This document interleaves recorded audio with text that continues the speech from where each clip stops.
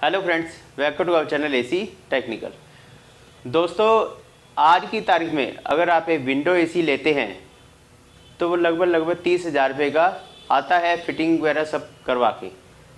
और अगर आप स्प्लिट एसी लेने जाते हैं तो वो सब कुछ इंस्टॉलेशन, स्टेबलाइजर, फिटिंग सब करवा के करीब आपको कॉस्ट पड़ता है 40,000 का। लेकिन दोस्तों, एसी जब आपने लेना होता है अपने घर के लिए तो एक कन्फ्यूज़न होती है, विंडो एसी लिया जाए या स्प्लिट एसी लिया जाए। उस कंडीशन में बच्चे कहते हैं जी विंडो एसी ले लो, वाइफ कहती है स्प्लिट एसी ले लो। अब दोस्तों से पूछा जाए, एक दोस्त कह देता है जी विंडो एसी ज़्यादा बढ़िया है, दूसरा कहता है विंडो बेकार है, स्प्लिट ज़्यादा बढ़िया है। तो काफ़ी कन्फ्यूज़न रहती है कि एसी आपने लेना कौन सा है। तो दोस्तों, आज की वीडियो में मैं आपको बहुत ही बढ़िया तरीके से बताऊँगा कि आपके रूम के लिए कौन सा एसी सूटेबल है। क्योंकि दोस्तों, जब तक आपको नॉलेज नहीं होगी ना तब तक आप कंफ्यूज रहोगे। और मैं आपको सही बता रहा हूँ, आप एसी किसी भी कंपनी का ले लीजिए, कोई भी ले लीजिए, स्प्लिट ले लीजिए चाहे विंडो ले लीजिए, कई बार क्या होता है विंडो एसी आपके रूम के लिए सूटेबल नहीं होता है। और कई बार क्या होता है स्प्लिट एसी आपके रूम के लिए सूटेबल नहीं होता है। और आप कई बार ऐसे हो चुका है कि लोग विंडो एसी ले आते हैं, फिर बाद में पता चलता है कि ये एसी तो हमारे रूम में लगेगा ही नहीं। स्प्लिट एसी ले जाते हैं, पता चलता है जी इसमें तो ये प्रॉब्लम है, स्प्लिट एसी हमारे रूम में लगेगा ही नहीं। तो दोस्तों, आज मैं आपको ये पूरी की पूरी डिटेल बताने वाला हूँ। आपके रूम में कितने टन की एसी रिक्वायरमेंट है, आपके रूम में विंडो एसी चाहिए या स्प्लिट एसी चाहिए, दोनों बताऊँगा। और दोनों में कौन सा बेस्ट है आपके रूम के लिए, ये भी आज की वीडियो में आपको दोस्तों पता चलने वाला है। तो दोस्तों, सबसे पहले बात करें आपके रूम में कितने टन के एसी की रिक्वायरमेंट है। दोस्तों, अगर आपका रूम 10 बाय 10 का है या 10 बाय 12 तक है, मान लीजिए 10 बाय 12 तक आपका रूम है तो आपको 1 टन एसी की रिक्वायरमेंट है।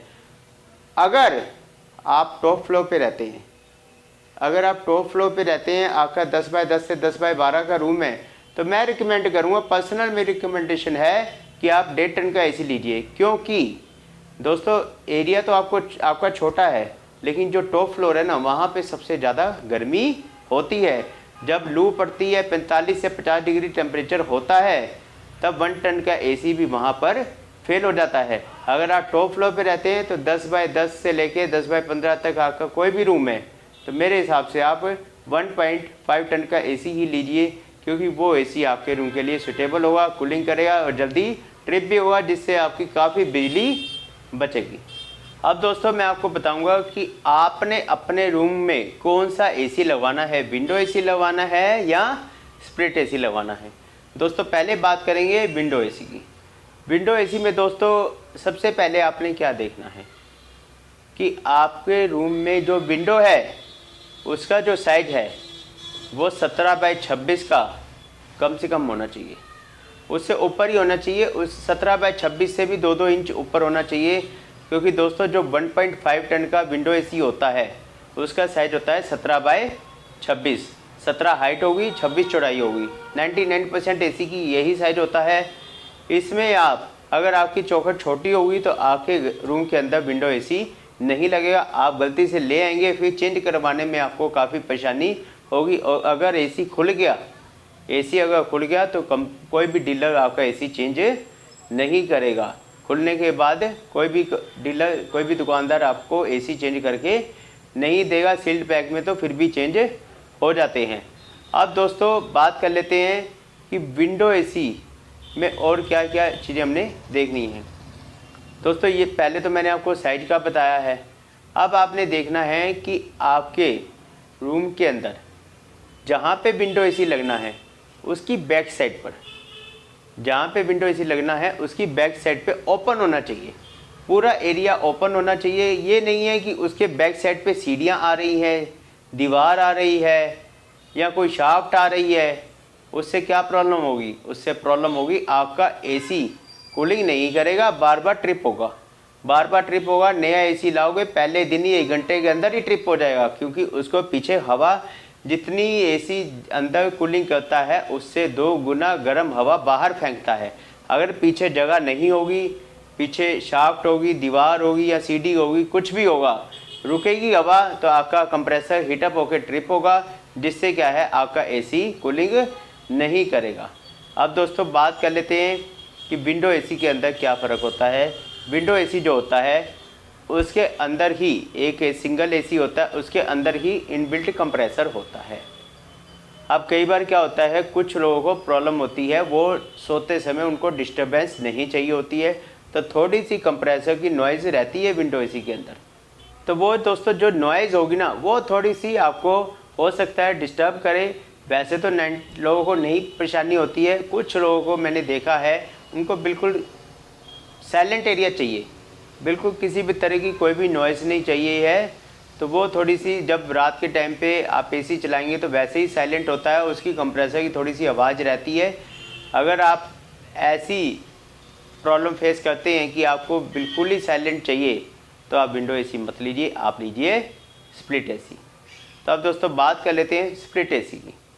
स्प्लिट एसी आपने कहाँ पे लगवाना है, कैसे लगवाना है। पहले तो मैं आपको बता दूं कि पहले मैंने आपको बताया था, अगर आपका रूम टॉप फ्लोर पे है 10 बाय 10 से लेकर 10 बाय 15 तक आप 1.5 टन का एसी लगवाइए, वो चाहे विंडो एसी है वो चाहे स्प्लिट एसी है।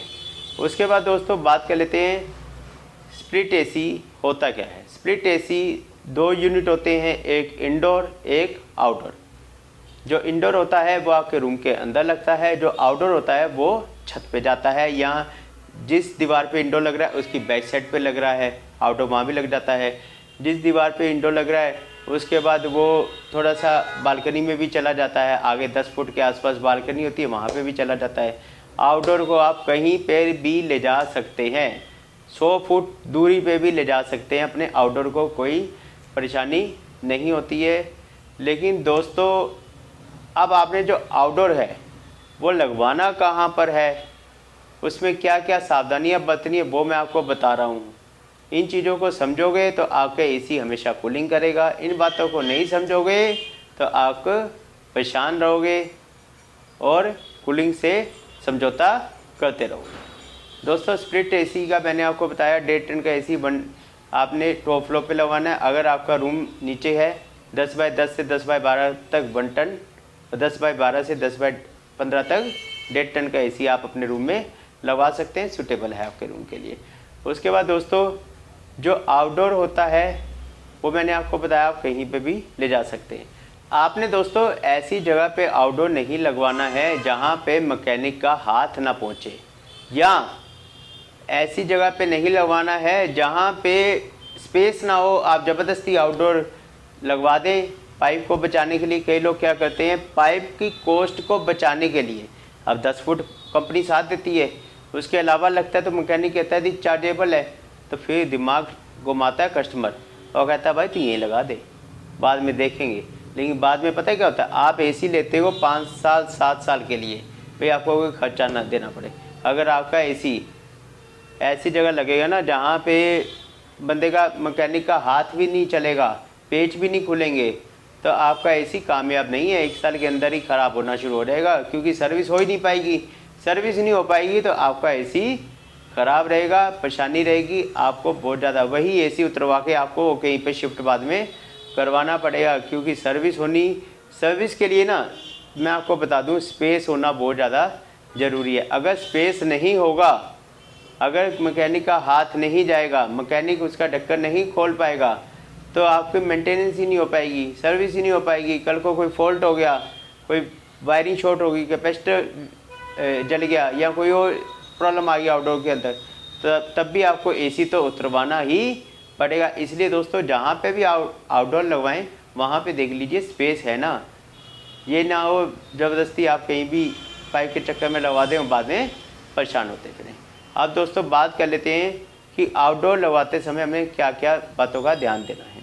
जब भी आप आउटडोर लगवाएंगे तो आपने देखना है कि आउटडोर जहाँ पे लगना है पहले तो वो शाफ्ट में ना हो, क्योंकि शाफ्ट में क्या होता है स्पेस नहीं होता है, जिसकी वजह से कंप्रेसर ट्रिप हो सकता है। उसके पीछे भी किसी तरह की कोई दीवार नहीं होनी, दीवार मतलब होनी चाहिए लेकिन ऊपर ओपन होना चाहिए, ऊपर की तरफ ओपन होना चाहिए सारा। ये नहीं है कोई ऐसा बंद एरिया है, क्लोज एरिया है, जिसमें आपने ज़बरदस्ती आउटडोर लगवा दिया तो वहाँ पे हवा नहीं पास होगी। हवा पास नहीं होगी ना तो आपका एसी का कंप्रेसर बार बार ट्रिप होगा। अब दोस्तों मैं आपको कुछ बातें बता रहा हूँ जो कि स्प्लिट एसी जब आदमी लगवाता है और जो कहता है ना स्प्लिट एसी मत लेना, कूलिंग नहीं करता है, तो वो मैं आपको बता रहा हूँ क्यों ऐसे बोलते हैं, किस वजह से वो कूलिंग कहते हैं नहीं करता है, या पानी की प्रॉब्लम आती है तो किस लिए कहते हैं, वो मैं आपको बता देता हूँ। जो भी देखो दोस्तों, जब भी आप स्प्लिट एसी लगवाओगे तो उसके अंदर जो पानी का पाइप होता है वो हमेशा ढलान में जाता है, स्लोप पे जाता है। अगर आपका पानी का पाइप हल्का सा भी ऊपर रहेगा तो वो बैक मारेगा ही मारेगा, रूम के अंदर पानी आएगा ही आएगा। उसके बाद जब भी कई बार क्या होता है, रूम के अंदर ही पानी का ड्रेन नहीं जा पाता है, स्पेस नहीं होता है, तो रूम के अंदर ही कई बार पानी का पाइप छोड़ना पड़ता है। रूम के अंदर भी छोड़ते हैं तो नीचे तक आपने ज़मीन के फर्श तक पानी का पाइप नहीं छोड़ना है, उसे हवा में ही रहने दीजिए, बॉटम से हल्का सा 1-2-3 इंच ऊपर रहने दीजिए, वहाँ पे आप बकेट लगा सकते हैं। क्योंकि अगर आप ज़मीन के अंदर ज़मीन पे रखेंगे पाइप को और वो ऐसे रोल हो गया तो भी आपका पाइप पानी जो है वो बैक मारेगा।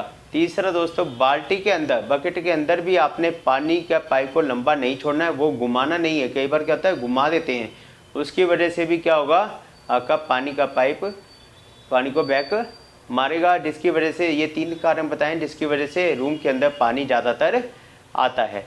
अब दोस्तों बैक साइड में भी आपने यही देखना है, बैक साइड में भी यही प्रॉब्लम होती है। बैक साइड में जैसे कई बार इंडोर बाहरी तरफ पानी का आउटडोर की साइड छोड़ देते हैं पाइप, लेकिन वहाँ पे भी लंबा छोड़ देते हैं, वहाँ पे भी आपने ये कुछ भी नहीं करना है, हवा में रहने दीजिए, नीचे बाल्टी रख दीजिए, जिससे क्या है पानी बैक नहीं मारेगा। उसके बाद दोस्तों कूलिंग की बात आ जाती है। बहुत से लोग कहते हैं जी स्प्लिट एसी मत लेना, स्प्लिट एसी कूलिंग नहीं करता है, विंडो एसी ज़्यादा कूलिंग करता है, स्प्लिट एसी कम कूलिंग करता है। ऐसा क्यों होता है वो भी मैं आपको बता देता हूँ। दोस्तों एसी के अंदर कोई कमी नहीं है, एसी के अंदर कोई कमी नहीं है, कमी होती है जिससे आपने फिटिंग करवाई है। जी हाँ दोस्तों, कुछ मैकेनिक ऐसे होते हैं जो बहुत बढ़िया तरीके से फिटिंग करके जाते हैं, जिसकी वजह से आपको परेशानी बार बार होती है। कैसे, अब होता क्या है, एक मैकेनिक एक एसी आपने कहीं से लिया, आपने उससे पूछा भैया इंस्टॉलेशन करवानी है, वो आपको बोलेगा 1500 रुपये। अब आप एक अनट्रेंड बंदे से फिटिंग कराएंगे तो वो 800 रुपये में ही कर देगा, क्योंकि उसको कोई मतलब नहीं है।